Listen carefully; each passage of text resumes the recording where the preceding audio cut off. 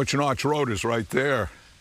Used to be an entire community on this road, 30 to 40 homes, but by the Civil War, it was all abandoned. Most of the community left for the West or to work in the cities. There was in this community an inn. There were 3 schoolhouses, but there wasn't a church or a meeting house. Now, that doesn't mean that there were no religious services. In fact, there were, and these services were usually held in the individual homes in the winter. But in the summertime, the church here in Sandwich Notch was where I am standing, out of doors. This is Pulpit Rock. Back when this was an active community, the people would gather here in this area to pray, and there atop that rock, a man named Joseph Meader would give a sermon. At least that's the story in the history books. Joseph Meader was, the history tells us, a Quaker preacher.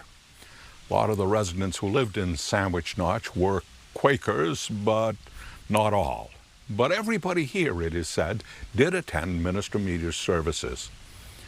Joseph Meader was a man who had traveled. He had for a while gone out into the greater world. He knew things, and he was deeply respected.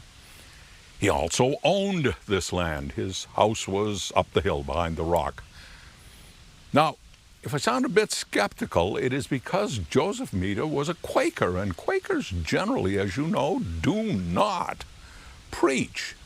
They gather in silence, and then members will address the congregation as they feel the Spirit. Quaker meetings are generally quiet affairs.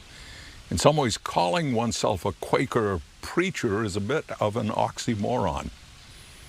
But there was actually a preacher named Joseph Meader, who was popular and who, from the top of this rock, spoke the words on Sunday.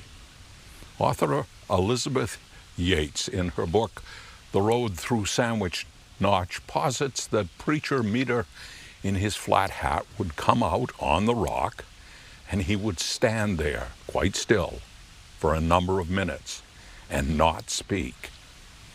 And then in his and their time, he would ask the congregation to go back in their minds to remember the sounds of the notch in those first years, the bleat of sheep from the lee, the howl of the wolf, the sound of the hammer echoing off the hills, and to feel fully their love for this place and of their lives. Indeed.